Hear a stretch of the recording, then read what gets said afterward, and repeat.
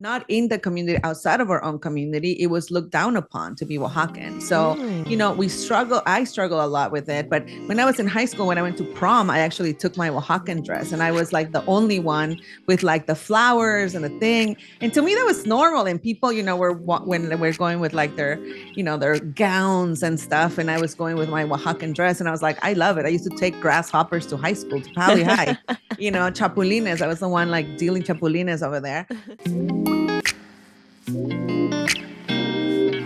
All I see is blessings on blessings, yeah. I see the blessings coming our way, our way, our way. Blessings on blessings. Hello, I'm so happy to have you guys with us today. Guys, today I have Bricia and Paulina in the building, the Cool Mom Code podcast, and I am so excited. First of all, we've been trying to get this situation going since I was on your podcast for like the longest time. Like this has been like a game of like Monopoly trying to schedule this. So it's in God's timing. It's okay, yeah, for real. This is God's time. So now that we are actually doing this, I'm very excited that I get both of you guys on the mic at the same time because I get to talk and hear about your entire story, which I feel like is fascinating. And I feel like everyone is going to want to learn and hear and know about, but also because y'all doing the juggle. You know what I mean? Like you guys have. Aren't we all, Lizzy? Aren't we all doing the juggle? All. We're doing the juggle. We're doing the shuffle. We're doing the 1, 2, 3 in between. I'm telling you, but I'm honest with you. You know, it always looks prettier from the outside. Like from the inside, it's like it feels so much more manic and so much more like just like overwhelming at times. I feel like I've just been super busy myself. So I'm in this like hustle mode zone of life right now where I'm like, oh, I gotta miss this, but I'll make it to this. And oh, I can do this, but I can't do that. And you're like, oh shit, I really only have 2 hands and 24 hours in a day. So yeah. That's the crazy part. So I feel like this is cool because I get to jump into this with you guys, and you guys very much are working mothers. And so you kind of understand this juggle of being everywhere at the same time.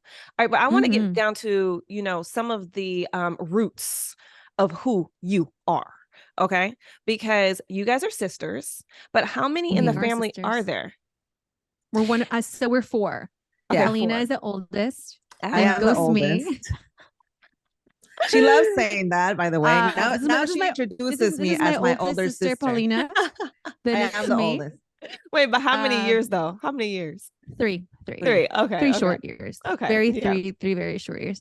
Then after me, Bricia, goes my brother, Fernando, and then we have the youngest, which is Elizabeth. She also goes by Liz. And she is 5 years apart. So it's a 3, 3, and 5 year gaps. Okay. So obviously the baby. And And does everyone have kids? Except the only one without children is Elizabeth. Okay. Which I can't imagine. Like, the moment Elizabeth has a kid, I don't even know what I'm going to do or say. Like, I'm like, to this day, when I see her, so we would take a trip to Oaxaca together, and she has she has a real job, a very important job, actually. And, she's very focused and, as anyone should, takes her job very seriously. But because she's my youngest sister, I always see her as my little sister, like my baby sister. I'm like, look at you. You work in everything. Like, you type. Oh my God. Like, you're on a computer. Look at you typing away. So cute. That is so wrong. That is so wrong. You know what? I know. Like, it's the same thing. I'm like, you're oh, married. You have like a husband. You know I'm what? like, you're so cute. There's like a computer and everything. And you're like on your Zoom. You know what, Elizabeth? I'm the youngest too. Go call me girl, because these two over here, they got you all twisted. Okay, you a grown woman. Tell them. She's a grown ass woman. For sure. Woman. Is she? Yes, she is. I gotta say, when we moved here, I was 12 and she was almost 2. So to me, like my parents used to work a lot, all the time, like all day long. So she was my baby, right? So I actually do see her as my oldest. My kids sometimes question me, like, Mom, tell me the truth. Did Tiatita come out of you? I'm like, no, she did not come out of me. No, they didn't. But didn't. Girl, like, I'm not that old. Yeah. So whenever she's like sick or something, and, my parents now live in Mexico, she comes to my house and she turns into a baby, like she's like, so because that's kind of how she sees you. Yeah. So I still like very much like pamper her. And I tell her, like, the moment you have those babies. Those are going to be my grandchildren. Like those are my babies. She's lucky. She's lucky. And I think there's nothing like sisters. That's first of all, but it's kind of, you probably fall into this like order of how you guys were raised and how you kind of grew up. But let's talk about that for a second, because you guys were born and raised in Oaxaca. So when you came here, you were 12, Paulina. You were 10. 13, actually. 13, 10. So you would be, what, 10 at that point, right, Bricia? Yes. So how was it? How was that change? Because you guys knew everything differently. I mean, coming here, it's a whole new. And from 10 to 13 is a huge difference. Yeah. And as you know, being 10 years old, I mean, I have an 8-year-old. Paulina has a 9 and a 12. So she understands the difference between what it's like to be 10 and 13. At 10, I didn't have many friends growing up. As a child, I wasn't a child with many friends. I only had a couple. And I grew up with this fascination of moving to LA for some reason. I blame it on Saved by the Bell. I blame it on Saved by the Bell and Full House. Yeah. We used to get Saved by the Bell and Full House. And Family Matters. Family Matters. I think Family Matters came. I don't remember watching Family Matters dubbed. I remember watching Saved by the Bell and Full House dubbed. I think I found out about Family Matters later, but they lived in Chicago. But did you speak English? No. The whole family. Wow. It was dubbed. It was, Zach Morris. Yeah. Hablando español. Yeah. And subtitles. AC Slater. No subtitles. It was dubbed. And so you didn't even know what their real voice sound like. Voices are no. Yeah.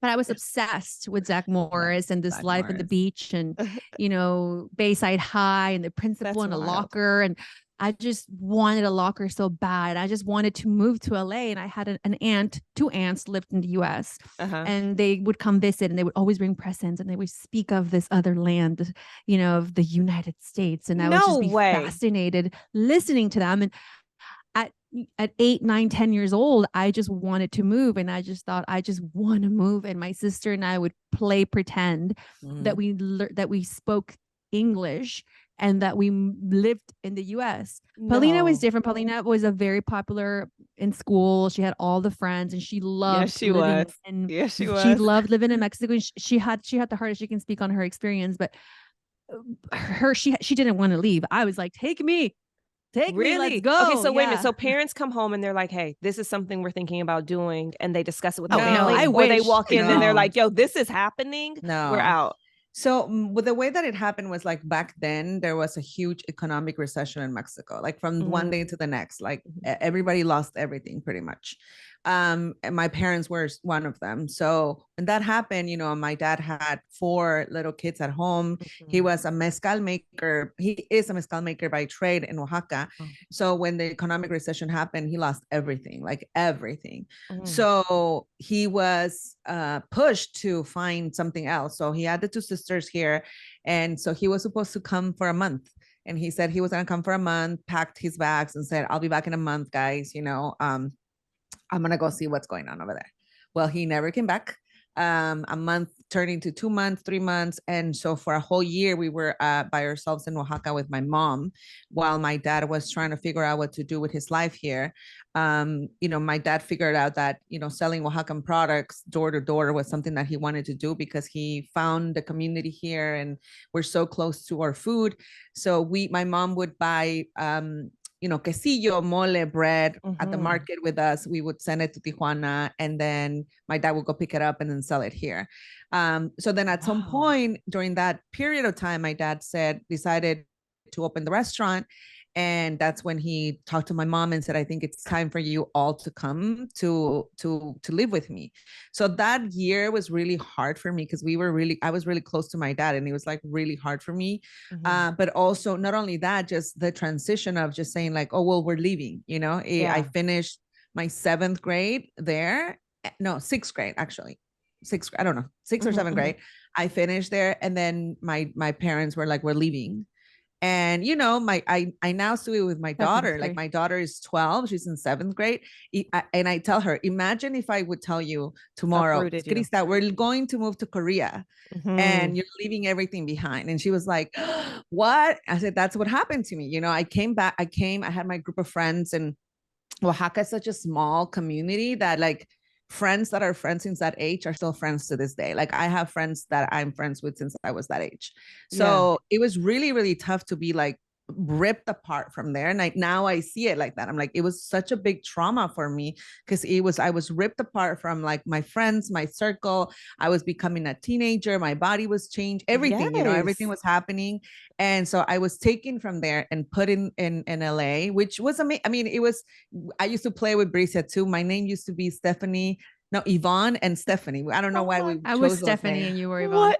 Wait a minute. So when you got here, though, and now my best friend's name is Yvonne, which is really wild. That's so funny. When you got here, though, how was that? How was the culture shock? I mean, because it's not home. It's very different, and now you're also learning a whole new language.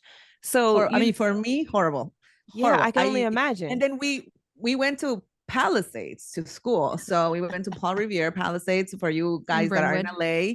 But like Palisades is, the rich white neighborhood. Yes. So I don't know how my dad figured out a way to get us to that school. And when I was there, I was shocked. Like no one liked me. Girls wanted to kick my ass. Like they wanted to beat me up.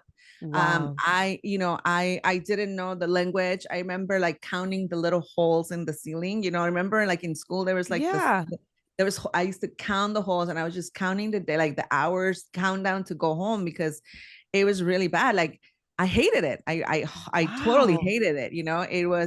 It was really rough for me to, come to a place where like you're so, received and everybody loves you to a place where like everybody hates you and everybody wants to like beat you up. And I was so in that situation, Paulina, who do you lean on? Like, who did you lean on? Like, how did you even muster through that?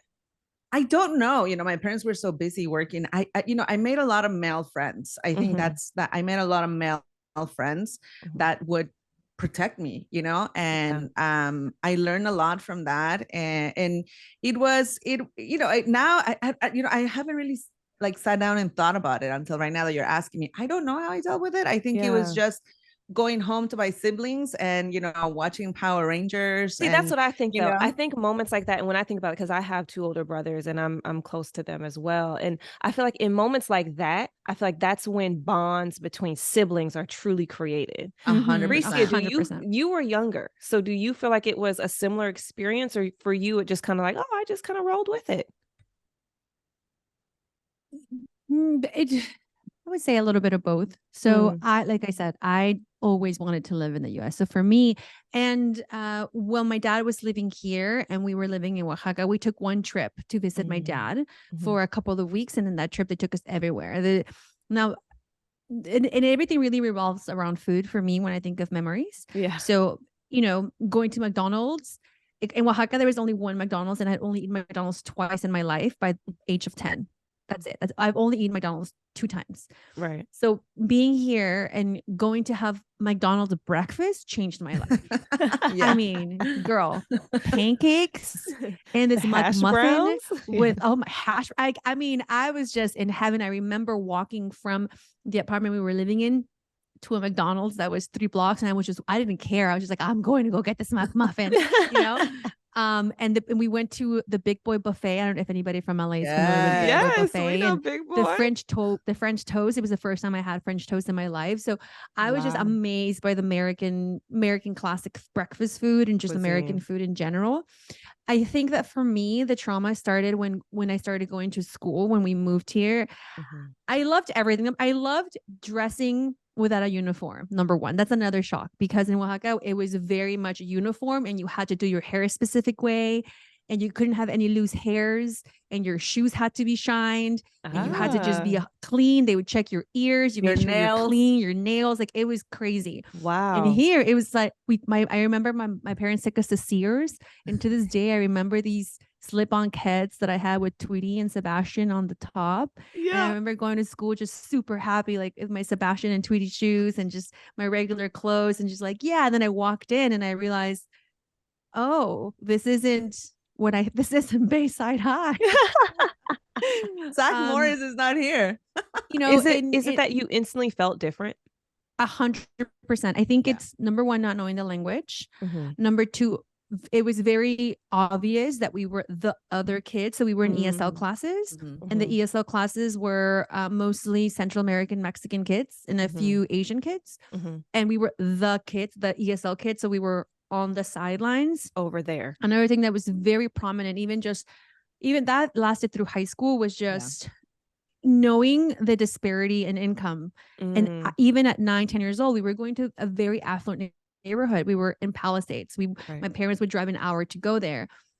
And it was just so in your face, seeing all the parents being so involved in school. And I remember, when you coming back from the weekend or a long weekend or vacation, everybody would talk about what they did and where they went and where they traveled. And I was just like, I was working in my restaurant, So I think it was mostly that. It was just so in your face. And I think that's why I sort of shied away and just didn't want to talk to anyone. I just kind of kept to myself. And even all through high school, I didn't have many friends. And I think the last semester of high school, I didn't even go to class, to be honest. I would just leave early. Okay, so this I just is didn't find interesting. anyone in common. I love hearing this because I think it's so interesting of the story in which you guys lived, especially in very formative years, right? And now for me, where I meet you in life, I meet you in the point of your lives where I see these like vibrant, outgoing, nothing but friends and community and like literally bigger than life people in front of me and women in front of me who are thriving. Where is the moment in life where it changes? Where's the moment in life where we go from this teenager, right, in middle school, high school, who is figuring it out and feeling like the other, not a lot of friends, and feeling really like not a community, to where we are surrounded by community and friends and thriving. And LA is now, I mean, besides Oaxaca, one of the cities that you guys rep hard. I have a friend that always tells me, you love geographical fashion. Everything that you own either says Oaxaca or LA. I'm like, you're very right. I just rep LA so hard. It's like you rep it so hard. So where did that shift come? At what point in life does that shift happen? For me, it happened, I would say, in my early 20s when I just found faith and I found God and I found church and I found a community. And, we're very embedded in the Oaxacan community here in LA. So I never thought of myself as losing that part of myself. My identity was very much in the frontward of my life. I had many friends who were from Oaxaca. We danced folklorico at my restaurant. We ate the pez Oaxacan food all the time. We celebrated Dia de los Muertos from the moment we arrived. All our traditions, all of our culture, all of our food were very present. It was just me coming to realize that I could be both American and both Mexican at the same time without having to choose. Especially because I wasn't born here. Especially because I wasn't born here. Hold on. Pause on that. Pause on that. Because I think that needs to be celebrated and that needs to be repeated. Like you can choose to be like, you can be proud of both. You can be proud of, of that side of yourself, but then also proud of where you come from. And I think that's something that's pretty remarkable, right? Because that needs to be celebrated. You don't have to give up your culture or who you are, who your family is, and how you were raised to be the other. You know what I mean?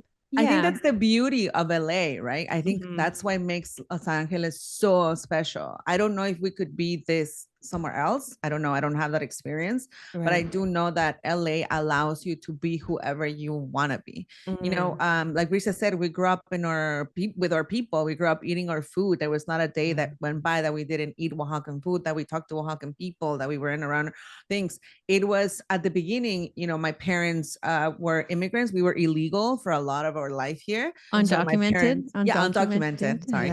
And we were undocumented. And so, we were, since we were really young, we were always like, you just, follow the rules, look down, don't say anything. My parents were very afraid about that for a long time. And it wasn't, I think, until we were like, well, we can be whoever we want to be here, that we were allowed to just express ourselves. I think for a long time we were trying to assimilate so hard, and then we're like, wait a minute, like why do I have to assimilate? Like we just, and even when we moved here, being Oaxacan, not in the community, outside of our own community, it was looked down upon to be Oaxacan. So I struggle a lot with it. But when I was in high school, when I went to prom, I actually took my Oaxacan dress, and I was like the only one with like the flowers and the thing. And to me, that was normal. And people, were when we're going with like their gowns and stuff. And I was going with my Oaxacan dress, and I was like, I love it. I used to take grasshoppers to high school, to Pali High, chapulines. I was the one like dealing chapulines over there. But for me, I think like the moment was when I became a mom, when I started, that I started accepting myself, that I started labeling myself differently. And the journey that has come to bring the Paulina that I am today started with motherhood, and with, I think, like, honestly, with the podcast. Yeah. Because I started just coming out of my shell. I was very shy. I was very like, my personality, if you had met me even like 7 years ago, I think like very little left of who I was back then. I was always very more, I used to call myself the sister in the background. Hi, I'm Paulina, the sister in the background, the sister in the back. And so I think I removed those labels, and my siblings are amazing, and they're always encouraging me, and they were always believed in me, and they always like push me to the front for it, and they actually like push me, and it was uncomfortable. It was very uncomfortable. You need that. You need that support group. I shout out to Super Mamás Podcast. First of all, I've been a guest, so I love it. But I love this whole theory on like motherhood was one of those defining moments where you decided to shed all those other labels or all those other things or doubts about yourself. And I feel interestingly similar in that sense. I think motherhood was the moment where I said, I don't give a fuck. Hell yeah. I was like, listen, look, time is now super important to me. And what I do with my time really matters. And let me tell you something, the only opinion that I even begin to care about is how this child views me. That's it. And so I think once that clicked in my head, I was like, oh, wait a minute. I'm the baddest one out here. Like, hold up. I popped out 3 of these babies. I am like, once that clicked in, and as a mother, I think the strength and power that you find as a mother in that journey is something unlike anything else I've ever experienced. So I can totally relate to that. Let's talk for a second about food. Okay. Because we have this family restaurant, and this family restaurant, I feel like, listen, this decision that dad made, right? Because it is the family restaurant. Is that correct? Yes. This decision that dad made to come start this restaurant has literally led to so many opportunities for the family, and so many also ways for you guys to build and grow in different areas of even the food industry. Talk to me about that. Oh, Bricia? Man. We began our journey in the restaurant. When I was 10 and my sister was 13, we would anything from cleaning tables to wrapping cutlery to sitting, to being hostesses, to cashiers, to mopping and cleaning. Of the business. It was just really our hobby. Yeah. Or bestowed upon hobby that we hated all the time. How old were you when they let you start like cooking or getting into like the food side of it? It wasn't like they let me. They just pushed you. You're like, here, or do it. So we had a few restaurants. We only have one now, but I would say my restaurant journey really started when this restaurant opened, the one that we still run today on Olympic. It was in 2000. That's when it opened. I was 16 years old. Oh, wow. And that's when I really got my full-time job position, to where I would get a salary. I had a schedule. I had to come in at a certain time, leave at a certain time. I had a schedule. And I had a shift. And I had a shift from the moment I was 16 until I don't have any shifts now. So I run away now. So at now 16 years old, you had a shift that you had to come in and make sure that you were there on time. Oh, and I was responsible. And I was very responsible for everything. 16. At 16. And I didn't stop. My sister moved away. My brother moved away as well. So it was really for a long time, just my parents and myself running the restaurant for a very, very long time. And I think through that experience, I learned so much. It just about responsibility. I learned about family dynamics. And also learned how not to trust your kids just because they're your children, you know? Yeah. Yeah. Like, But I'm sure you also learned just about because the they're kids. business of it too. The business of Yeah. the food And industry. I honestly, more than anything, I think I just learned to do all sorts of jobs without complaining. You know, I just learned the grind. I am the happiest when I'm working, and that is, you know, that could be sad, but it's very, very true. I'm the, you know, sometimes when I'm out of sorts, is just because I haven't followed my routine. Like, my happy place right now is going to work. If I go to work and I leave and I have a good day, I feel so good. I just feel great. Yeah, but you know, let's also put this out here as a caveat too, because, you know, yes, I think the reason why you can make that statement so confidently is because you also love what you do. You have a very deep rooted passion in food and your culture and what you're putting out into the world and the message in which you're sharing. So, you know, I think that's a hard one, because listen, you guys are talking to presidents. You guys are, you know, speaking on behalf of, you know, immigration. This is not just like one level platform. You guys have turned this into several different areas of life to speak out for the causes and the people that you care the most about. So when you make that statement, I just want all the listeners to know, like, that, you know, I'm so happy. Like, it's because you love what you do every day. Yeah, I do. And I think through that time, I just learned from my dad that you don't have to be one thing. My dad was so many things. Oh, I love that. You don't have to be one thing. You don't. And I think you know, and I think people always want to put you in a box. People always want to say, okay, you know, you know, when you have kids, oh, well, you're a mom now, so you can't do other things because you're a mom. Yeah. And that irks me so much. You know, because men aren't put in that box. When men become dads, they're not like, oh, well, you're a dad now, so you can't do this. Oh no, men can continue living their life. That's right. But women, when they're moms, they have certain expectations of them. Yeah. So for me, it was really rebelling, and I've always been a child who really rebels. So we didn't get that at all, Bricia. We didn't. I always go against didn't get that at all. the grain for you know, for good or bad. If you say I'm not gonna, like, you can't do this, like, oh, I'll show you. Or when they say, you know, even just any little thing, I'm like, the more you tell me no, the more I'm gonna want it. So stop. You might as well just give it to me and then let me learn if I want it or not, you know? Right. But I think for me, just seeing that people kept saying you can't do this or you can't do that, you know, seeing my dad do many things, I realized, okay, cool, we have a restaurant, but there's so many other things. And I think the wonderful, beautiful thing about owning a restaurant, and why people really want to own restaurants, I tell them, always steer them away from the business, like, don't do it. But the great thing about it, you get to meet so many people, you get to have so many friends. And it was the first time when I just started building my community with people that I chose to bring in, you know. And there's so many people that walk through those doors. You never know who you're going to host, who you're going to have. And I just started building community and meeting other restaurant owners and meeting bartenders and meeting mixologists, we called back then. Yes. And meeting people who own different businesses. And I just started just meeting so many people, and I was fascinated by their life, fascinated with what they did. And I just wanted to do more. So we launched other businesses, and, you know, my sister came back from Mexico from college. We worked together. My brother came back from college, and we generally love each other. Like, the three of us are best friends. Four of us are best friends, but the don't three of us forget choose about to work Elizabeth. together. Dang. Yeah.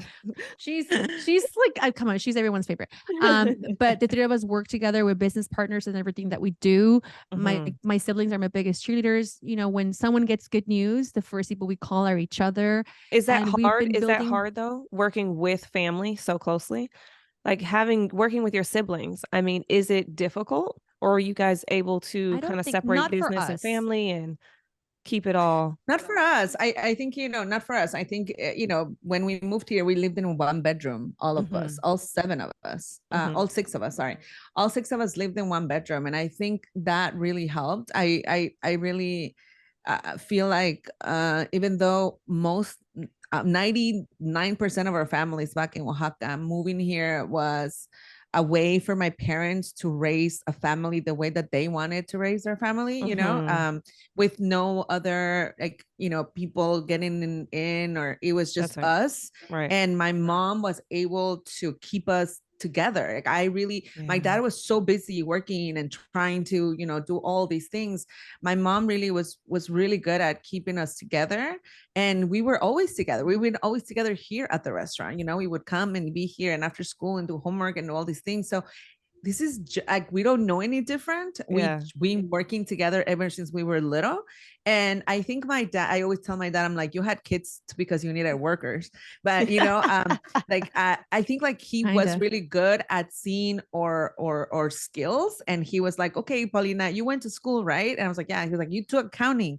It's like, yeah, okay, so you're gonna do the numbers. And I was like, okay, you know, or putting a lot of trust in you too. He had a lot of trust. And you know, he was like, Fernando, you like to draw and you like, okay, do this, you know, and Bricia, you love talking to people, go do that. So, you know, he was really good. Yeah, he was like really good. But he was a born leader. Yeah, he is a great leader, you know. So he was really good at that. And I don't know, like we learned since really young to that we have different skills and we're there to support each other. Like I have my own skills. My sister has her own skills. My brother has his own skills. And I don't ever intend to do what my sister does. You know, I'm not, she's great at what she does. My brother is great at what he does. I'm good at what I do. So I'm like, okay, so we all stay in our lanes. You all complement each other. Yeah, you all complement each other, which I think is a really nice family dynamic. If you can have that in a family dynamic, I think it's really nice, because I think then you work off of each other, and then, you know, also you're building towards one goal. Like it's the family goal. We're here together. We're in this unit. Yeah. So how do you take everything that you guys were raised with and, you know, learned, and the transitions through, you know, from young woman into adult woman and now mother? Now you are raising children who will not have the same experience that you had. This is always something that I think about, because once again, I'm from Detroit, you know, single mom household, 3 kids. It wasn't easy. It just wasn't. My kids are not being raised how I was raised. They're not being raised with the struggles that I had to go through and figure out on my own. They're being raised in a much different environment. And my biggest concern and thought is always like, hold up, how are they going to have any grit? How are they going to have any, like, you know, perseverance? How are they going to know that this is not normal and that everyone does not live this way? And so, when shit hits the fan and things get tough, you're going to have to figure it out. Like, how are they going to know this when their experiences just aren't the same? How do you guys feel like that about that as mothers? I think for me, I am very transparent with my children. That's one of the things that I do very differently from my parents. To me, I think like I'm very transparent. I cry in front of my children. They see when I suffer. They see when something's happening at work. Like I have learned to be very transparent with them.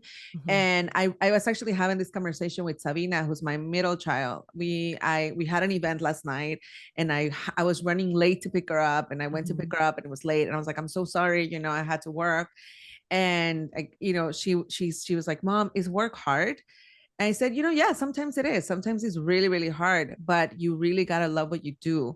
And you really got to love, you know, the things, because life gets hard, Sabina. You know, sometimes, you know, you see me, like I cry, and my kids see that. And, you know, my daughter's like, oh my God, I don't want to be a grown up. It's so much stress, you know, it's so much this, it's so much that. So I think like that helps, like just being vulnerable in front of my children, just so they can understand that life is not just what, you know, what people see on Instagram, or like we get invited to these events and like, oh my God, it's so fun. They get to see that part and they get to enjoy that part, but they also get to see the other part of like my husband waking up at 4 a.m, me leaving, coming back late, you know, and now my oldest gets to have more responsibilities around the house. They have chores around the house, you know, they have to have their room cleaned. Like I think those are the ways that I feel like I can teach them skills. Like, what do we do around the house? How do we behave around in the house? And just being honest and vulnerable with them. Because sometimes, you know, as parents, we're like, oh, we don't want them to know. We don't want them to know. But then they grow up thinking like life is like, oh my God, amazing, you know? And we have great, hide it. Yeah, it's amazing. We have an amazing life. We're so blessed, but there's all like, but I don't sleep a lot, and like I have to sacrifice a lot of my time with them, and like we're working all the time, and we're having commitments, and we're running around. And Paulina, have you had them help you clean out, what was it, the garage? was the last time we had this conversation. Yes, we did. And, my daughter took it very seriously, Krista, and she like emptied half her room. So we are. So those are the kind of the way that I'm trying transparency, Transparency. And, I'm also I bring them to the restaurant and they're here, wait a minute, do they have shifts? They don't have shifts yet because the laws have changed, but will they have shifts? Will they work at the restaurant as well? 100%. Yeah. I mean, they will have a job here. I don't know if this is what they want to do in life, but they will for sure, work here and, see during the pandemic, my oldest was not loving school online and I was getting a little worried. So I was like, well, then you're going to have to go to work at the restaurant. And I did send her a few times, and I told I was like, I'm not going to be there. So you're going to have to let whoever's there lead you. And she was like doing things here and there, but yeah, they will for sure have jobs here in the meanwhile they figure out what they want to do with their lives. I think in general, everyone should have some sort of job in the restaurant industry, in the service industry. And I think if everyone held a job in the service industry, people will be nicer. Yeah, so we'd be more compassionate people. I agree. Yeah. So I think in general, whether it's at a restaurant or a friend's restaurant, yes, my child will work at a restaurant at some capacity in some sort of form when he can, for sure. I love that. I used to work at the bagel factory. Yeah. Oh, yeah. A bagel factory, 14. I remember it clear as day. Or retail. You know what I mean? Like retail. either you work in retail or you work in the service industry, but one of the two you have to learn and you have to totally agree. Deal with people. And that's the best school that you can have, I think, in terms of life. And I think that is, one of the gifts I want to pass down to my children for sure. Yeah, no, I totally agree. I mean, I just think it's fascinating. I truly do. I think that kids in this day and age are just being raised. They're just so different with social media at the forefront of a lot of their interactions, and it just doesn't quit. Like from school now to social media after school and all the things. Yeah. Like, could you imagine social media being around when you guys came into American schools? No, can you even imagine what that life would have been like? It's just, it's wild to me. How do you guys kind of control, like not even control, but how do you guys shape that narrative with your kids in social media? And because your kids are of the age where they could probably have accounts, right? Well, my son is 8. Well, no. And my daughter is 3. Well, no, so you definitely right not. Now, because I'm not. We don't have it either. My kids are 11, 8, and 5 and 6 today, and we don't have any social media accounts. We don't let them really go on anything. But I will say this: what one of the things that I caught my son doing recently. So I think so now. I mean, there's really no. I don't allow him to be on. Not allow him, but there's 2 apps that him and I have conversations about of when you have clear rules of when you can actually be on your iPad and what you can play with, right? Okay. One, obviously, I'm sure everyone is in the Roblox, right? That is the one thing that everyone's like Roblox. So, but that concerns me too, by the way. No, that does concern me because I know that you can speak to other people outside. Yes, that freaks me out. I don't. So that has been completely limited here in my household.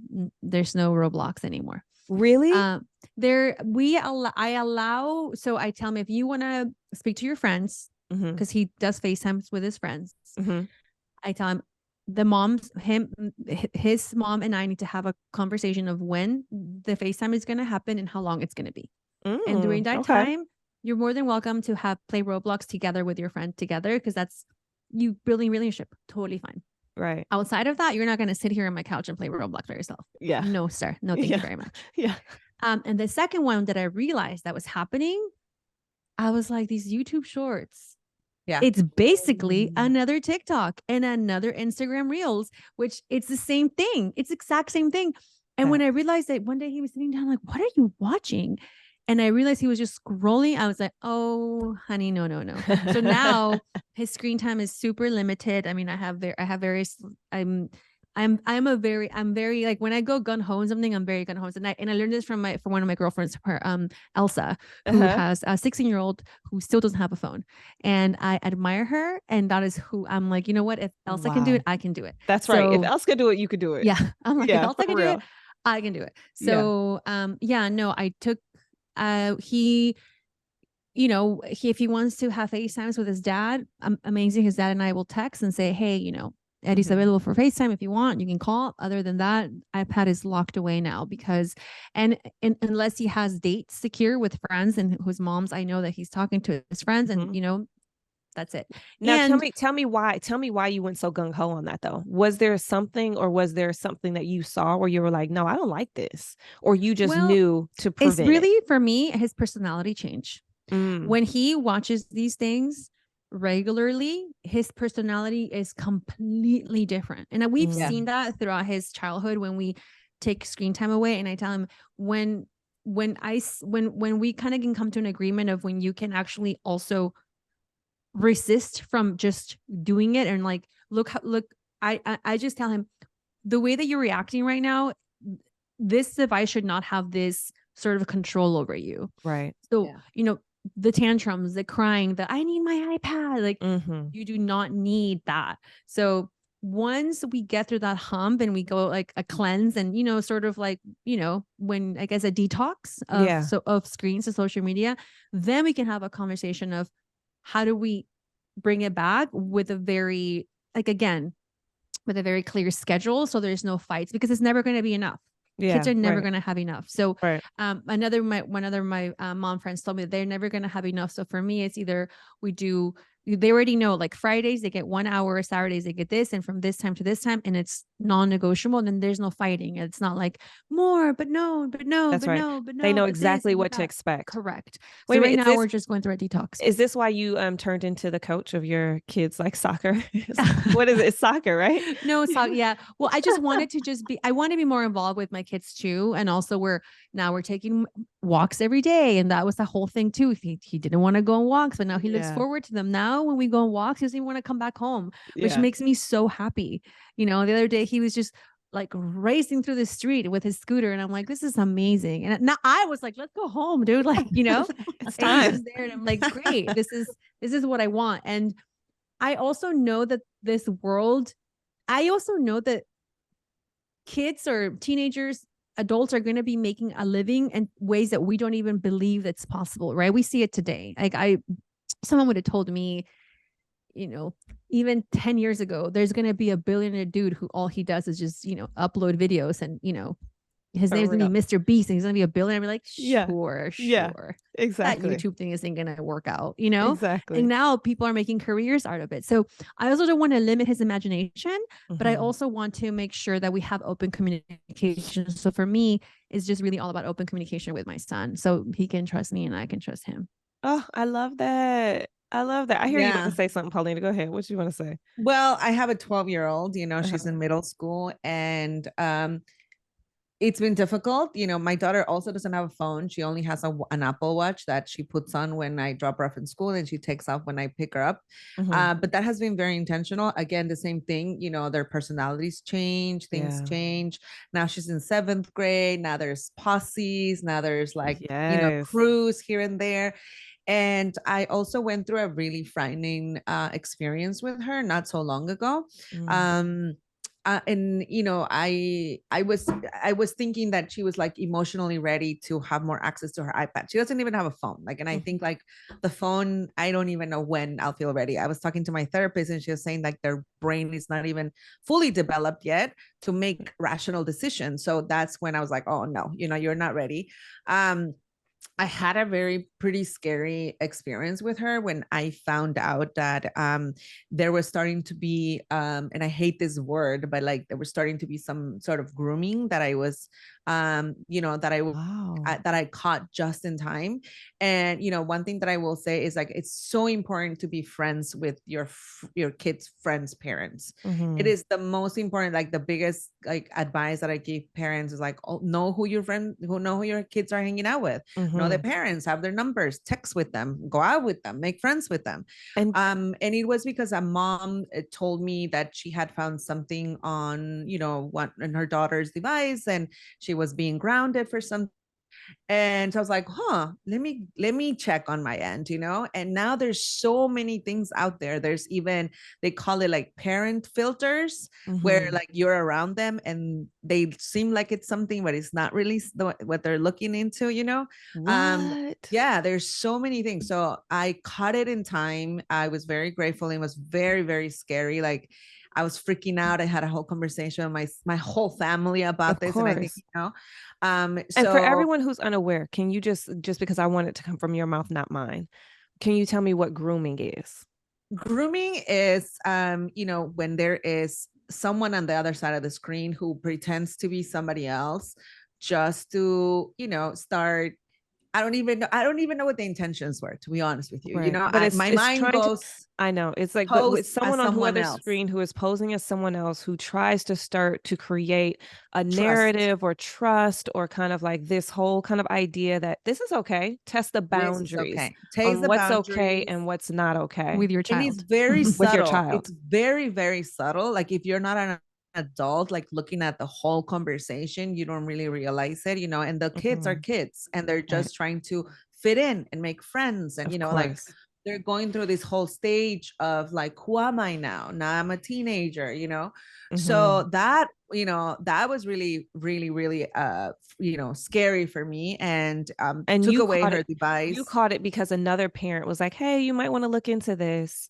And you looked. Yeah, and you no, were like, which she said, like, we were supposed to do something as a group, and she said my daughter won't be able to attend because of this. And so I was like, oh, okay, wait a minute, let me go check. And I went and I got it, and I realized that there were some things that I wasn't aware of, because I was like, oh, she's a great kid. My daughter's a great kid. She does amazing in school. I can trust her. Like, you start giving that little trust. And I was but like, it's not even about trust, because they don't even know.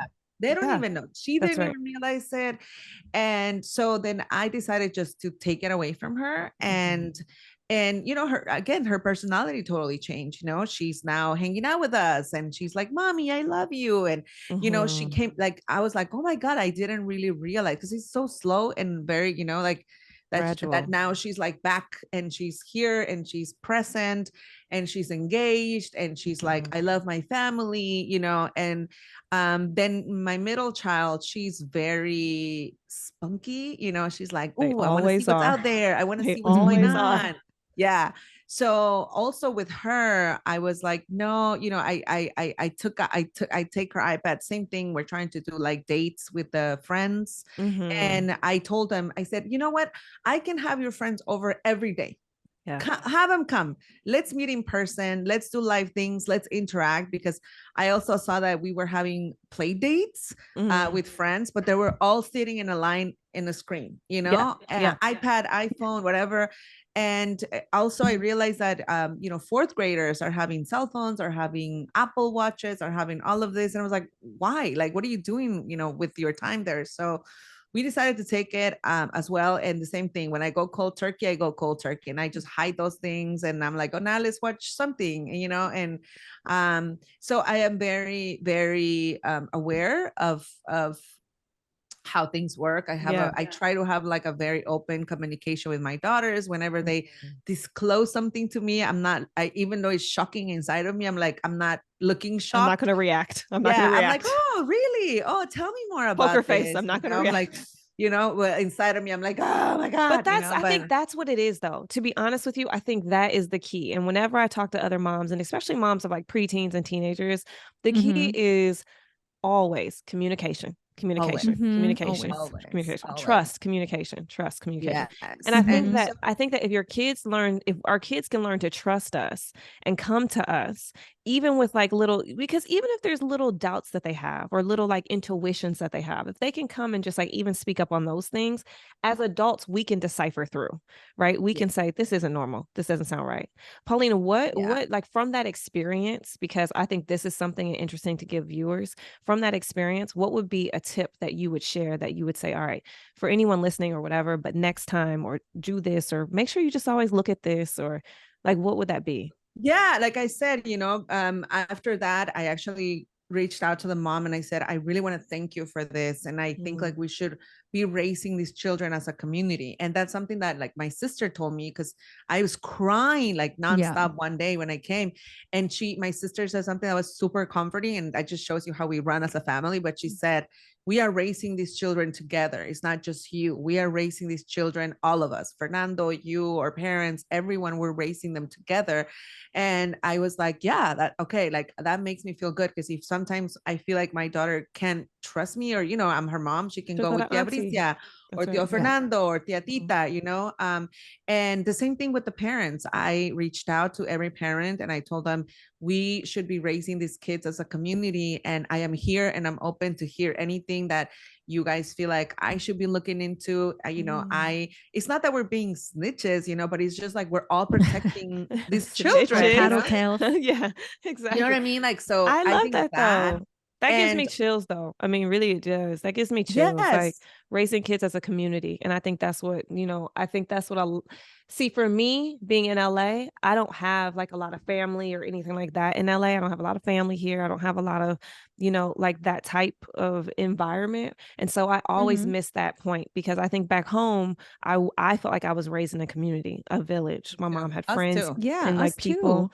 But I feel like here it's just not like that. So it gives me chills to think when you guys say that. I think that's exactly how it should be. It should be. And, we're all like, I'm sure if my daughter's going through things, her friends are going through things. Right. And also you can only control what happens in your home. You cannot control what happens in other homes. So it's important for me to know, like, to have knowledge of who's out there, meeting the friends. And if I don't know the parents, I'm like, I feel a little like, okay, we need to meet these parents before we plan things or before you go for things. I want to know who these people are. I want to know who you're hanging out with.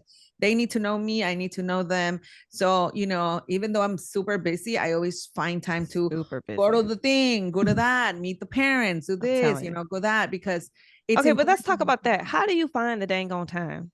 How do you find the time? I don't know. I'd love to hear this from other working women. How do you find the damn time? I mean, for what? Like for everything. Like, are you kidding? I mean? For everything, all the things that you do. How do you find the time? It's the one question that people always ask me too, and I'm like, I never know how to answer it. So I figure I might as well just start taking y'all answers. So it's true. I mean, for me, I feel like, sometimes things, take a back seat, unfortunately. Sometimes things are in the forefront. It really depends on what's happening and when it's happening and the timing of things. But I'm not going to be honest. Like, have I missed, school performances? Yes. Because I was on set and I had to work, and I knew that if I changed the production day, that it would cause something on the back end to literally go crazy. And so I made the choice to have to skip it. Like, so, and husband was there instead. But these are the choices we constantly are making, right? This give, take. How do you guys decipher like where your time is really spent? I think you find time by being kind to yourself. That's the only way, because I think that what you said right now, you had to do you, and you had to miss the performance. Right. But I think that you live your life in a way where everyone around you supports you. And number one, you don't judge yourself. And then when you don't judge yourself, you don't allow others' judgment to penetrate you. When you have a partner that supports you and that allows you to shine, then you really have no one to apologize to. If you choose to do something for you because it's for the greater benefit of everyone in the family, then if mom is happy, everyone's going to be happy. But if mom is not happy, it's, they say happy wife, happy life. It's the same thing with parents. If the mom is okay, the kids are going to be okay, but mom has to be okay.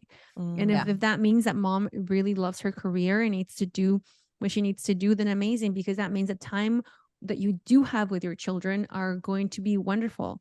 I'm going through a separation. I would tell you that for me, the best thing has been that, because when I'm with my children, like her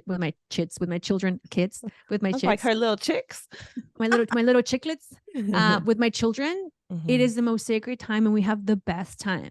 I know I'm fun mom, which I never was, because I was always angry or just like, I have to do everything. Why can't everyone help me? I was just like on that mentality, and I realized, no, I can do what I need to do, but when I'm with them, and I can be fun mom. I can sit there, I can play, I can kick the ball, I can play soccer. Like, it doesn't have to be all about rules and things. Like, I can be, I can honor what they want to do, and I can be fun mom. And that's always been my goal. What helped you make that shift? What helped you make that mental shift? I think it's just, again, like I shared with you, I'm going through a separation. So I think being by myself and, having that time. So I am with my kids, I'm with my kids, It feels intentional. It feels very intentional when, it's my time to have them. And I will say that now it does suck when I have them and I do have to go to work. That is the only thing that's just like, but I try to schedule everything. So when I'm with them, it's just me and them, and hang out with friends, hang out with cousins, and be able to have a clear mind to where I can just be fun mom. Yeah. Yeah. And let the community shine through. Yeah, I think for me also, it's like life is seasons. There's seasons for everything. Yeah, you're right about that. Yeah. And so, even through the year, I know that there are seasons in the year that I'm going to be super busy. That's like September through November. I know that like I'm going to be so busy that I cannot commit to many things at school and things. And I'm very transparent up front whenever I do commitments. I'm actually on the board of my school and I do all these other things, Yeah. So, but I'm really, really transparent and say, guys, like, from this time to this time, I really cannot commit to a big commitment, because there's a season where I'm busy at work and when I need to really be there. Like right now, I am like, okay, when is the September, like, Christmas, December 20th on? Turn off all of that, season to be with my family, season to just be together, season to just, I am yours, guys, summer, season to be with my kids. So there's seasons through the year where I have already, we are all in the mindset and my kids already know that this season is for something, this season is for something else. Yeah. And, just also being, I have a wonderful husband who works with us as well.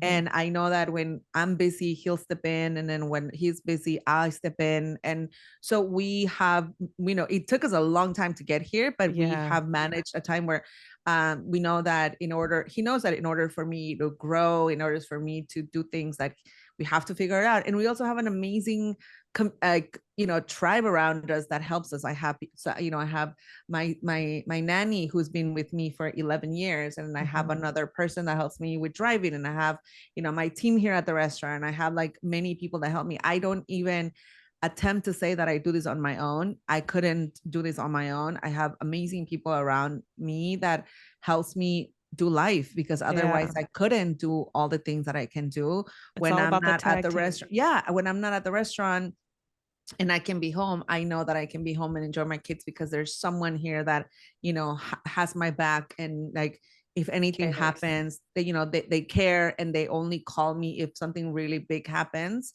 Isn't it just amazing when we think about what our parents did? Like, how in the hell did our parents do it? I'm like, I have no idea how.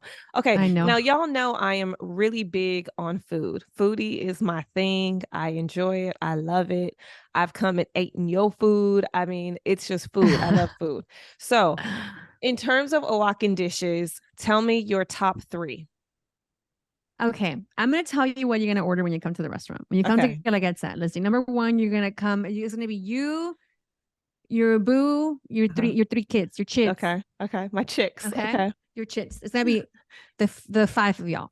Okay. You're going to start with a Festival de Moles, which is a festival of moles. So you're going to get all 4 moles with chicken. Okay. So you get the mole thing out of the way. You taste all 4 of them. You got it. You love them. You pick your favorite. Then you're going to move into chiles rellenos. You pick 1 cheese and 1 chicken. We will cut them in half. So each one of you, maybe the little one won't have it because it might be spicy. Okay. But that would be great. You guys can have that. Then you'll have a clayuda with veggies because it's vegetarian. Okay. And then you have an order of memelas for the kids. Ooh, what's memela? And then memelas are it's a tortilla, a thicker tortilla is handmade. We make our masa from scratch. Then we layer it with a little bit of pork fat. But it's a pork rind. It's like a pork rind paste. It's not fat pork rind. It's kind of fat, but it's like pork rind paste, beans, cheese. And that's the things that your kids are going to fall in love with, these memelas, and that's all they're going to want to have. Wow.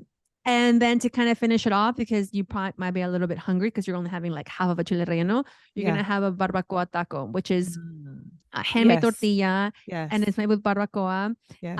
It's going to be cut in half, and you're going to eat that like a French dip. So you're going to grab it, you're going to dip it in the broth. You're going to put some lime on top. I am. Some salt and all the toppings that comes with it. And you're going to eat it. That's and right. then at the end for dessert, you're gonna have a choco flan, which is a chocolate cake with flan on top. I am. That's Layered. exactly what I'm gonna do. That's gonna be your order. Yes, we don't eat pork. That's the only thing. Okay, great. You can get the vegan. You can get the Okay, we're gonna get the vegan spread. Yes, but vegan other spread. than that, I'm gonna do all that you just said. I'm gonna eat all of it, and I'm gonna dip, and I'm gonna lick, and I'm gonna do the bite, dip. and I'm gonna eat. eat. You do all that. I'm just gonna add one more thing to that. Now that it's a little bit on the cooler side, un chocolate de leche, like the hot chocolate. You know, we have it with milk or with no milk, and then just dip that bread in there. Yes. The kids love it. My kids come and they're like chocolate. Oh my God, 1,000%. Like, that's what they would live. They would fall in love. They would fall in love. We want dinner reservations immediamento. We want them now. We want them absolutely. We're coming. I have one more question for you guys. I'm going to end it on this note. Bricia, Paulina, do you guys still eat McDonald's? Yeah. I haven't had McDonald's in a long time, girl. I do. Gotta know. You know, that's the thing. Because Bricia came up here talking about, I love some McDonald's breakfast. I did though. I did. I just like, I haven't, I think last time I ate a McDonald's breakfast was probably like last year. I think I allow myself to have like 1 or 2 max a year. No, I haven't been in that on the road. Like, sometimes on the road, been in that mindset of like McDonald's breakfast. But yeah, no, I think it's. I haven't had McDonald's in a long time. Paulina keeping it real over here. She's like, yes. Yeah, no, I eat it. And she does. I mean, I know she does. She loves it. I mean, I just don't eat it. Yeah. My dad used to have he still does. Whenever he eats McDonald's breakfast, he puts jelly on his sandwiches. Yeah, right? jelly and ketchup and hot sauce is the way to go. Yes. Wait a minute, jelly, ketchup, and hot sauce? Oh yes, girl. You get the savory, you get the sweet, and you get the salty. I could do jelly and hot sauce. The ketchup threw me off. It's like the tomato. No, it's so good. It's so good. So like when I want to, like, it's going back to my childhood. It's going back to that. So sometimes when we go to church on Sundays and the girls are not like, I'm like, guys, if you guys hurry up, like we can go grab McDonald's before church. And they're like, they hurry up. So that's my go-to whenever. That's my last, like, whenever I see that they're not moving fast enough, I'm like, guys, remember, like, if you want McDonald's breakfast, you better hurry up, because they eat at 10:30. They just get pancakes. That's all they get. Like, they just get the pancakes. But me, I'm like, I want my little sandwich, and then I put my ketchup, my hot sauce, and my jelly, on it. That's the t-shirt. Ketchup, hot sauce, and jelly. That's the t-shirt right there. That's the t-shirt. 100%. I put jelly on all my burgers, by the way. That's because of my dad. Happening? This is interesting. Look, from two foodies to another, I'll definitely try that combination, and I'll let you know. It's basically having, like, the McGriddle. What's it called? Like the McGriddle with the syrup inside. The syrup inside. Yeah. So basically, you're just adding ketchup and hot sauce. Okay, but no, the ketchup. The ketchup is where we can fight all day. It's the ketchup. The ketchup though. It's the hot sauce. I'm with you all day. You need the acidity. Oh, okay. And if you want that, talk to me like a chef. Talk to me like a chef. Okay, you need the acidity with all the in flavors. there. Okay, I got you. Okay, I'll and try then, it. Place the sweetness of the jelly. One thing you will learn about me, I will try anything once. So I will try it, and I will report back. It's like Korean barbecue. It's sweet, and then you add hot sauce on it. Like, it's the same thing. Stop it. We're not going to do that. We're not going to compare the ketchup and the hot sauce and the jelly to Korean barbecue. You stop it. You stop it right now, Paulina. On that note, we're out of here. Listen, Bricia, Paulina, thank you guys so much for joining me. I appreciate you both. I adore you both, and I am just so proud of everything that you guys are continuing to accomplish. I really do, and I can't wait to see you guys again. I saw Paulina last, so Bricia, you're up next. Yeah, I don't know who I was talking to about you. Like, Lizzy is just like a ray of sunshine. You are a ray of sunshine, Lizzy. You're like, you truly are. Like, last time I saw you and like we embraced, I was like, oh my God, this is amazing.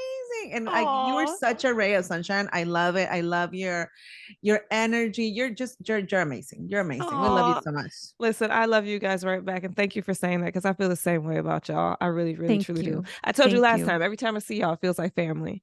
So thank you for that. I truly, truly do, all the time. And they surround themselves with such good, beautiful people, guys. They really do. All right. Make sure to go check them out on Super Mamas. Make sure to go check out all the cookbooks, all the things, the restaurant. We'll list it all below so they have everything. everything. And we'll make sure that we put Link in everything in the bio. outro. Link Yeah, in bio. link in bio for real. But I love you guys so much. Thank you. I know you're very busy women, and I'm so glad I could get this time with you. Thank you. Thank you. Thank Mwah, you. mwah, mwah.